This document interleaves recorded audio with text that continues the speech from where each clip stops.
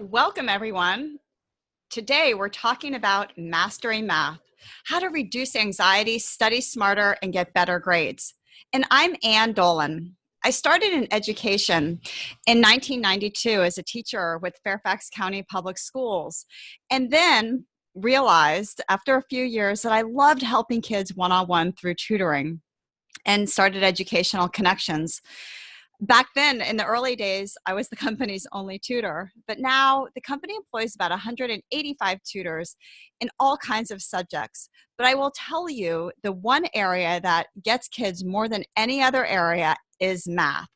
So let's talk a little bit about how math feels to you. I'm going to give you a problem here. Train A, traveling at 70 miles an hour, leaves Westford heading towards Eastford, 260 miles away. At the same time, Train B is traveling 60 miles an hour and leaves Eastford heading towards Westford. When do these trains meet, and how far from each city do they meet? Do you remember these types of questions? Well, if for you, they don't strike up wonderful memories and make you feel a little anxious and maybe even a little bit negative towards math, you're not alone. You know, many people experience this thing called math anxiety. And math anxiety, defined by Mark Ashcroft, who's done quite a bit of research in the field, is a feeling of tension and apprehension, and it can interfere with math performance.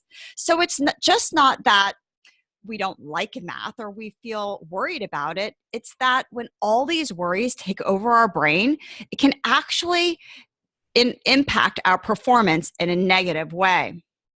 So here's the thing. The frontal lobe of your brain, right behind your forehead, is really important for all kinds of things that have to do with success in school. Your frontal lobe has to do with your ability to focus and then to sustain effort to get work done. It also has a lot to do with problem solving.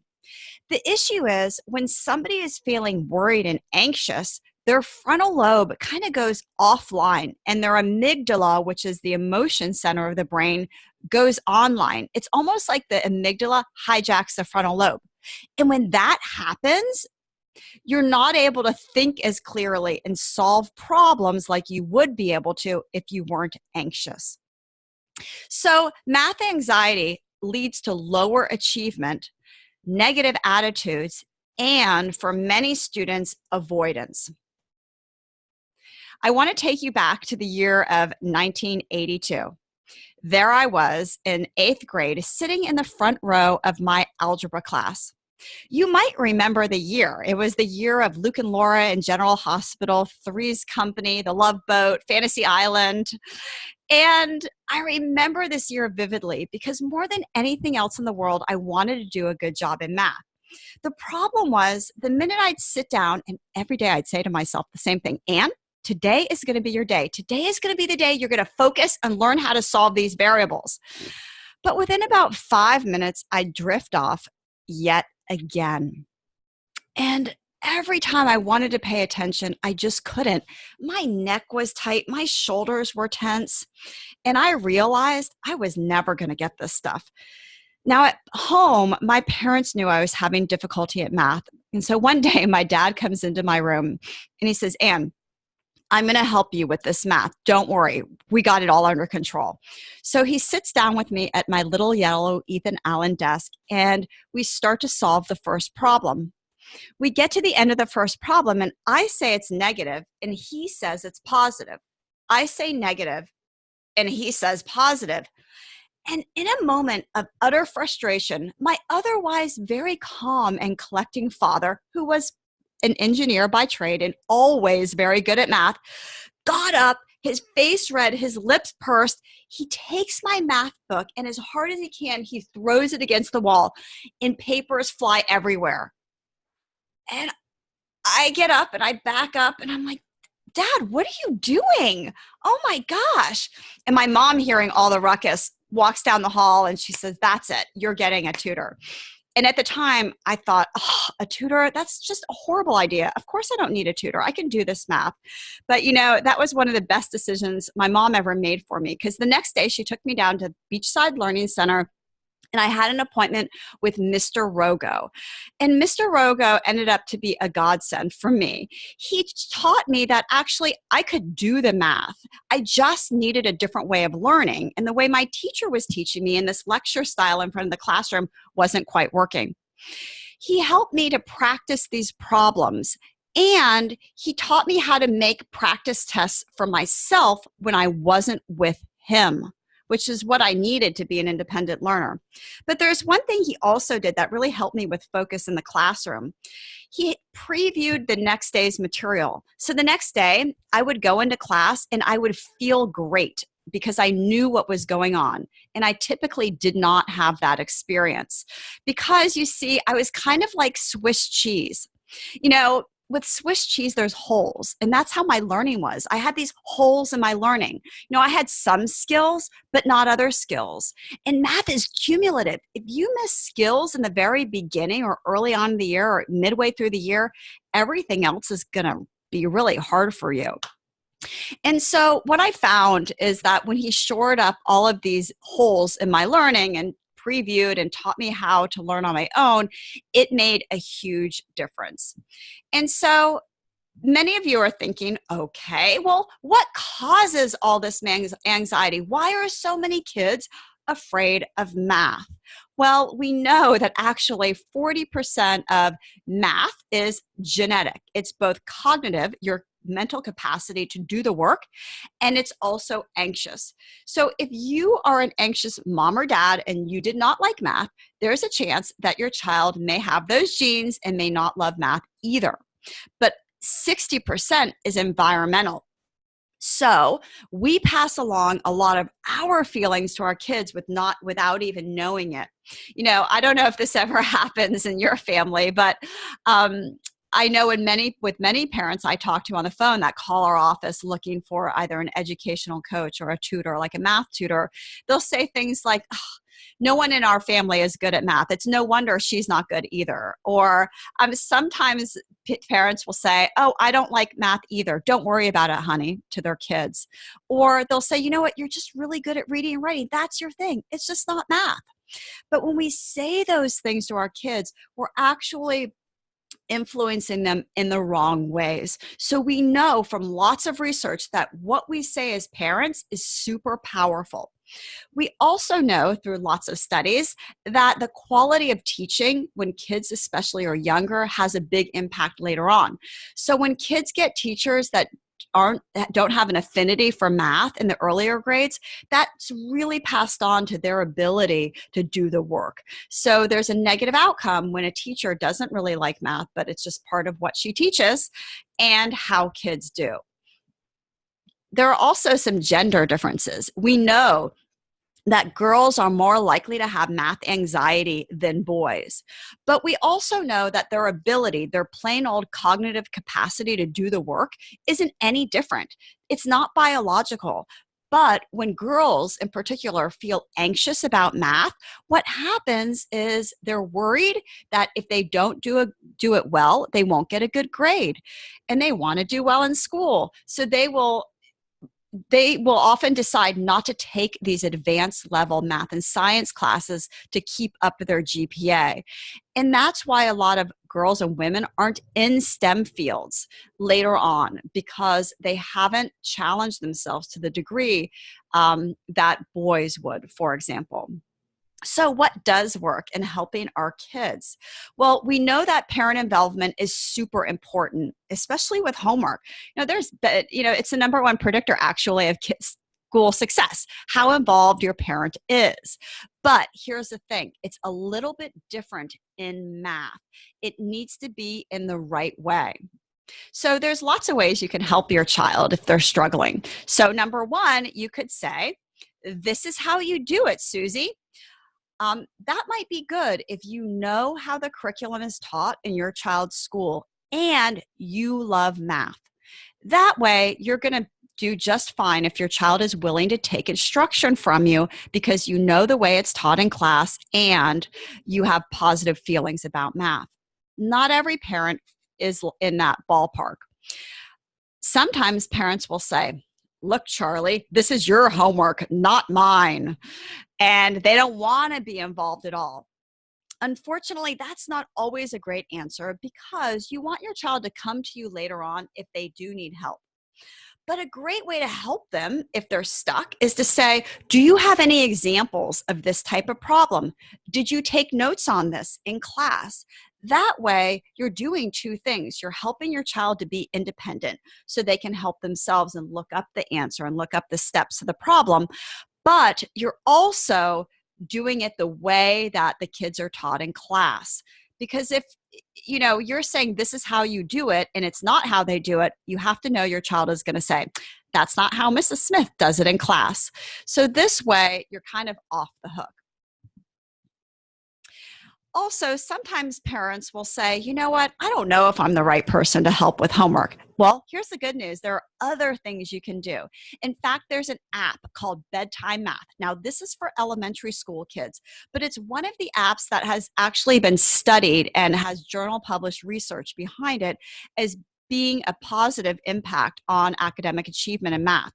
And it's basically, instead of reading your child a story, you can read them a bedtime math story. You can also work out problems with them. So it's a great alternative. We also know these days that parent involvement is much more difficult for a couple of reasons. When we were growing up, we were taught, well, you solve this problem because I said this is how you solve this problem. This is how you do it. These are the steps. For me, part of my problem was that I didn't really understand why I did things.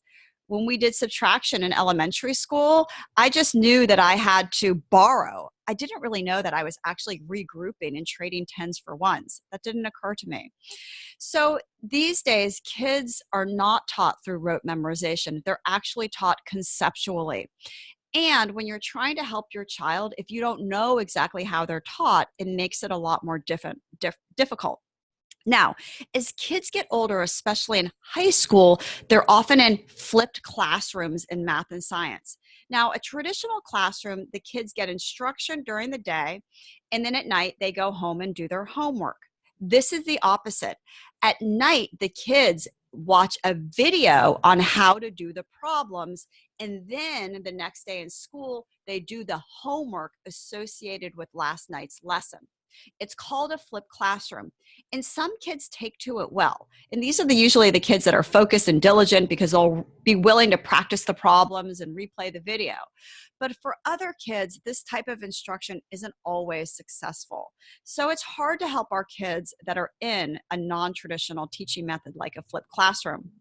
But what we can do as parents is give lots of powerful affirmations about math being important in a subject that has all kinds of impacts in life. And we can focus on effort over intelligence. So for example, let's say your child rarely studies for math and one day you see him for studying for 10 minutes. Make a big deal out of it. Say, wow, it's really awesome you're putting in that time getting ready for math. As opposed to, you're really smart. I know you'll get a good grade. You can do this. You're a bright boy.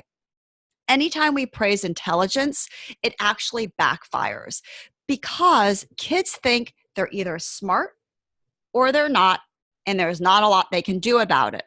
But actually, that's not true. Effort is where it's at. And when kids know that effort is the one thing that can make a difference, and if they work a little bit harder, that is what's going to help them to get the good grade, they're more willing to put forth that extra time. So try not to mention intelligence and instead put the onus on effort. So what else can help? First of all, we know that math tutoring can actually be something that makes a difference. There's been a lot of research out of the University of Chicago on math anxiety, and they did one study in which they looked at older elementary kids, and they wanted to see, does one-to-one instruction make a difference? So they performed a functional MRI scan. And a functional MRI is different from an MRI. In a functional MRI, you're doing something Like you may have a word problem pop up in your vision goggles and you're solving the word problem, giving the answer, or you're spelling words or you're reading, you're doing something. And they can measure your brain activity while you're doing this task. So here's what they did with these kids. They put them in a functional MRI scanner and they had them do math. And they found that for the anxious kids, the anxiety part of their brain, the emotional center, lit up. And that was, they could clearly see these kids were worried about math. And the other kids did not have this anxiety reaction in their brain. Then they gave the kids 22 lessons of one-to-one instruction in math.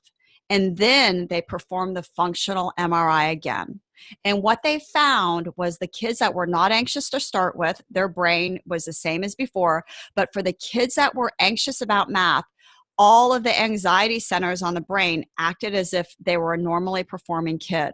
So basically, it was this one-to-one instruction that helped them to feel better. And not only were they less anxious, but they performed at a higher level.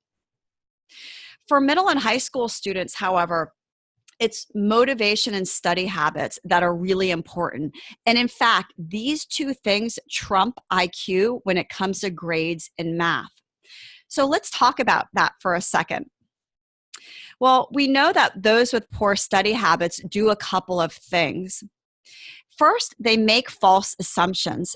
I cannot tell you how many kids I've had over the years that have said to me, Mrs. Dolan, here's the thing. You really can't study for math. You either know it or you don't, and that's all there is to it.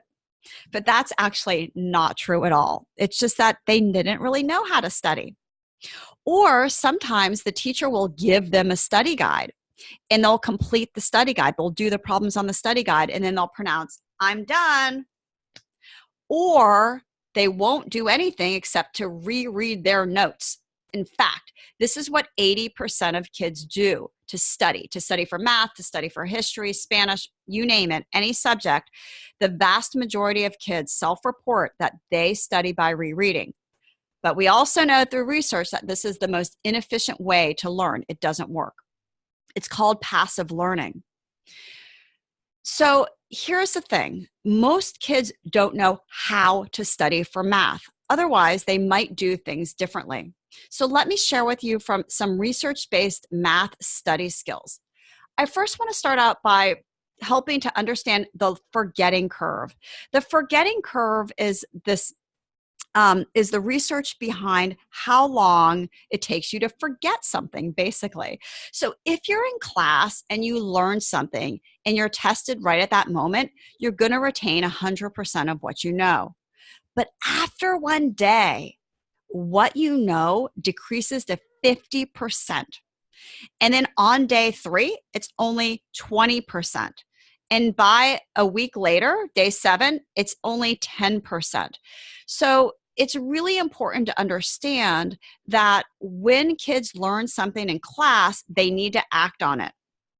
In the first 24 hours, kids need to do a couple of things because this is the period of time that's crucial for remembering it later on for a test. So in that first 24 hours, they need to do something with what they've learned in class. And this is especially important for kids on block scheduling. You know, it used to be that just high school was on block scheduling, and now a lot of middle schools are on block scheduling too. So that means kids have class on a rotation, Monday, Wednesday, Friday, one week, and then Tuesday, Thursday, the next week.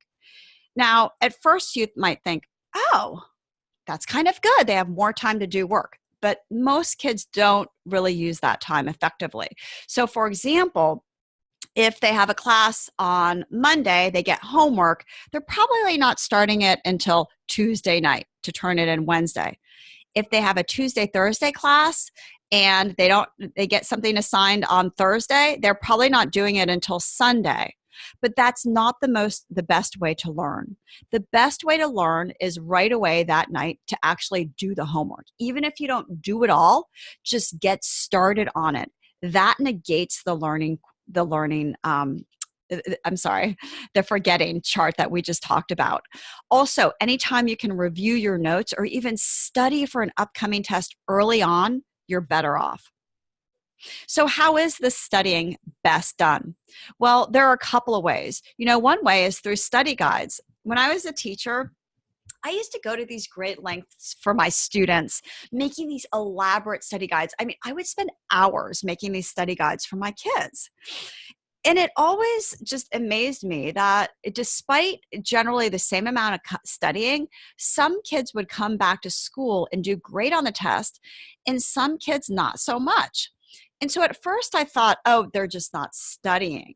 But actually, that wasn't true. I mean, and the parents always vouched for them. They were putting in the time. It never occurred to me when I passed out the study guides that I needed to teach them how to use it effectively.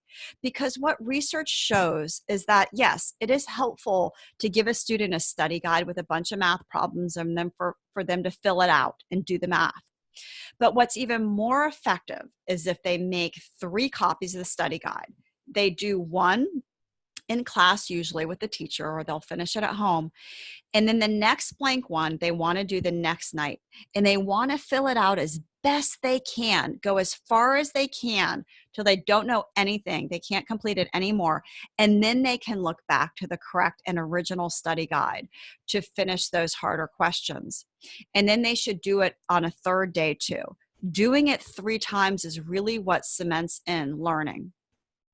There's also quizzing yourself, because here's the thing. A lot of kids, especially they get older, they don't have study guides. So they have to figure out a way in math to basically quiz themselves. So they need to go back through the material that's already been given them and do a couple of things. First, they need to find various problems with correct solutions. And they usually have these in their book or online, which most books are now, but also in their notes from class, where it's not just a problem, but it's a correctly solved problem with all the steps. Then they need to take examples of these different kinds of questions and write them all down on a new piece of paper, not the answers, just the questions. And what's important is they want to have different types of questions, not all the same ones where you're just solving for one variable, because there might be a question on the test that has 2 variables in it. The reason it's important to have all types of questions is because in reality and on a test, you're going to have all types of questions. And we know through lots of research that when kids practice lots of types of questions, they actually do better on the test than just studying one type of question, getting really good at it, and then studying another type of question and getting really good at it. This is some interesting research. So these kids were randomly broken up into 2 groups, and they were going to get tested a month later on how well and accurately they could toss the beanbag. And the test was going to be on tossing the beanbag from 3 feet away. So the first group, they practiced on tossing the beanbag from 3 feet away. Now the second group practiced not 3 feet away. They only practiced 2 feet away and 4 feet away. But on the day of the test, the kids that practiced at 2 and 4 feet far outperformed the kids that practiced at the 3-foot mark. And that's because your brain really has to have a range of experiences. We know, like in professional sports, for example, it used to be that professional hockey teams would always do drills from the middle of the ice and practice going down the ice together in a formation. But studies have shown that actually people improve their skills better if they have all different starting points, from the back, from the front, from the middle. And with test prep, when we help kids with the SAT and ACT, we don't just say, okay, today we're only doing geometry, and then tomorrow we're only doing algebra, or I'm just going to do geometry for 20 minutes and then algebra for 20 minutes. Actually, you'll get a better grade on the test if you mix different types of problems together, because it makes your brain be flexible. And in a testing situation, that's what you need the most, is flexibility. So you got all different kinds of problems, and then you want to start obviously with the first problem. And if you can do it fully, great, check it and go to the next ones. But sometimes kids can't do it correctly. but they stop too early and they say, you know what, I just don't know how to do this. I'm going to look back at the example. That is not helpful. A better way is to work at it and work at it. Try it lots of different ways until you absolutely cannot, without a doubt, do it anymore. Then you can look back at the correctly solved problem. Then you want to rework that problem again from start to end before going on to the next problem. So basically, you want to test your brain. You want to see what you really don't know. And if you stop too early, you're not really sure and you're not putting in that mental effort to solve the problems. So a lot of times kids want to take shortcuts. They want to do something easy, and that's why they reread. Studying correctly is actually hard work, but it's not more time. It's just a little bit of harder work and forcing yourself to get through something while you're doing it. And it's so important because there's a direct correlation between how you prepare and quizzing yourself and your grade point average. The other thing that's really helpful to kids is this concept of distributed practice. We talked about this a little bit earlier. You know, if you have a test on Friday, yes, you can study on Thursday night for an hour and probably do okay. But you'll do even better if you take that hour and you distribute it over time. Say 20 minutes Tuesday, 20 minutes Wednesday, and 20 minutes Thursday. And what kids don't always realize is this distributed practice is helpful for a number of different reasons, but for one primary reason, and that's because you sleep on it. Anytime you sleep on the information, you're basically consolidating all that you've learned into long-term memory. And that's what's important when it comes to exams later on. So often cramming will be okay for a quiz the next day, but cramming completely fails when you have to prepare for a final exam, for example. When you're preparing for final exams, you need to do things over a long period of time. It's not uncommon for us to get calls from parents that say, my child's just bad at final exams. I actually don't think the kid may just be bad at final exams. I just think the child may not have studied correctly in the past. So when it comes to anxiety, there's also a few things we can do. We know that when we're feeling anxious, especially before a test, our heart rate is elevated, among other things like sweaty palms and maybe an upset stomach. But if we can get our heart rate down, we're going to feel a whole lot better. And there's a couple of things we can do. The first, I call it light as a feather. It's feather breathing. Basically, you want to pretend that there's a feather sitting at the palm of your hand. And you inhale as much as you can, but you breathe out very lightly so that you won't blow that feather off of your hand. And do that a few times. Just by inhaling deeply and blowing out lightly, you can lower your heart rate. You can also actually make a big difference by journaling. And research has shown that when kids take time right before a big exam that they're worried about and just jot down all their fears, they can actually perform just as well as their non-anxious peers. So we've wrapped up our time in terms of the basics of math and anxiety and studying. So I'd love to know, what kinds of questions do you have about your child that I can answer? Let's start with the Q&A. Rochelle, what's a common one that you hear on the phone or that perhaps somebody has written in? Yes, it's definitely one. I think the biggest struggle with students are the multi-step approach in math, especially when it comes to word problems. And there is a chat feature on the bottom of your screen, guys, so feel free to type in your questions that way, and I'll read them out for Ann to answer. So we hear that a lot from parents. It's not uncommon for kids to do okay with the rote work, solving the basic problems. But when it comes to more critical thinking, that's when the breakdown occurs, when they basically have to interpret language of word problems and now solve it. So for many kids, it's actually not a math issue as much as it is a critical thinking and a reading comprehension issue. So for these students, especially when they're young, we'll teach them to draw a picture of what they're trying to solve. First of all, they have to identify what they need to solve. What are they looking for? But often it's that it's that time that they take to visually depict it that can help them get over the hump of the language. Because if the language is in their way and now they have a picture, it's much easier for them to solve the problem.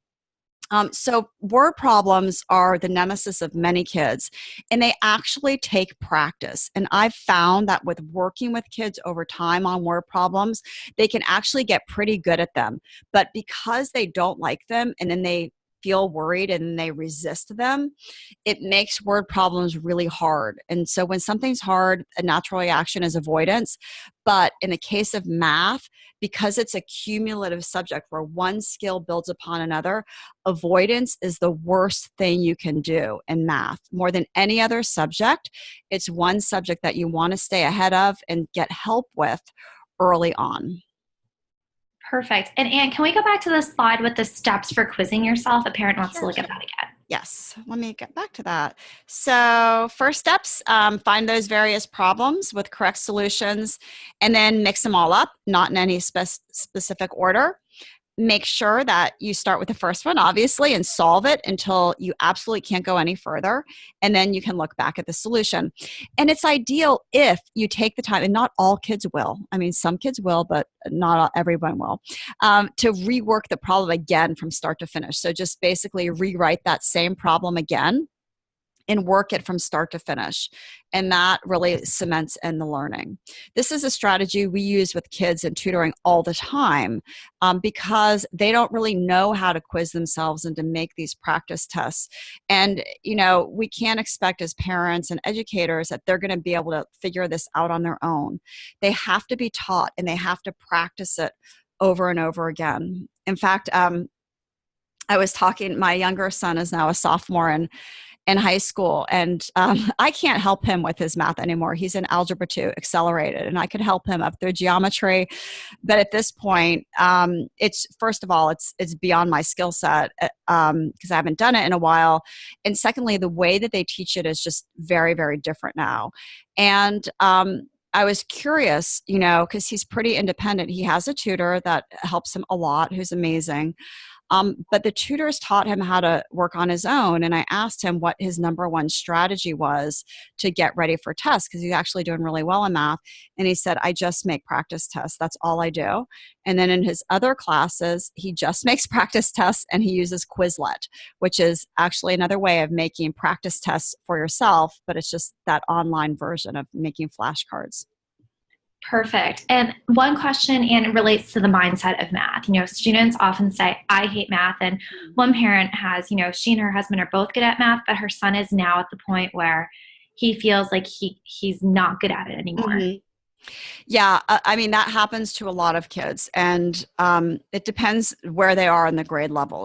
When they're younger, it's easier to intervene. And even if they don't like math, they can get to the point where they like it good enough. And often if kids feel success, they like something even more.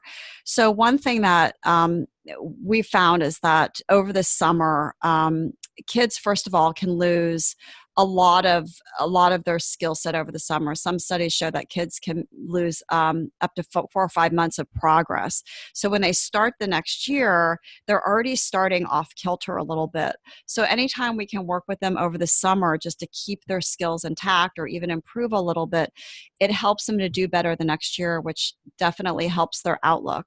But I would focus on the effort. You're right. This is hard. I like to name the feeling instead of saying, this isn't hard. Your father and I are good at math. We like to do this stuff. It is okay to say, you know what, you're right. I can see why you think this is hard. Yeah, this is complicated. There are lots of steps in this problem. But I know this, that if you solve these problems that your teacher is asking you to, and you go through all the steps, it will help you to understand it better. And then you'll be able to understand the next lesson in class. But naming the feeling is always a good idea when kids are frustrated. Perfect. And one question for elementary students, do you recommend using words like math anxiety specifically, or use more of a general language? Because her daughter's in a gifted class, but she just doesn't do well in the accelerated math and gives up easily. Mm-hmm. So the question is, should you say, I think you have math anxiety to the child? Correct. I probably wouldn't use those terms. I don't know if you need to name it that, but you can say, you know what, you're right. Math can be difficult, that's for sure. But you can also say, but through practice and working through the problems, it will definitely get better. I just don't know if you can use the term math anxiety if you want, but if you don't, I think that's perfectly fine too. Everybody is strong more so in one subject than another subject. And that's perfectly normal. We've worked with a lot of kids over the years that, are off the charts in language arts and humanities, but really struggle in math. And then we've had kids that are performing calculus in the middle school, but have a hard time writing a paragraph. These things are really normal. Well, that's an extreme example, but having a slight imbalance is pretty normal. But the thing is, kids are expected to be good at everything, when they're in school. So as much as we can talk to them about effort over intelligence, that's really the key. Great. And that's all the questions we have for right now. All right. Excellent. Thanks, Rochelle. I put my contact information if anybody has any questions about math. And it was great to talk to you all today. Have a wonderful day and look forward to seeing you again on our next webinar.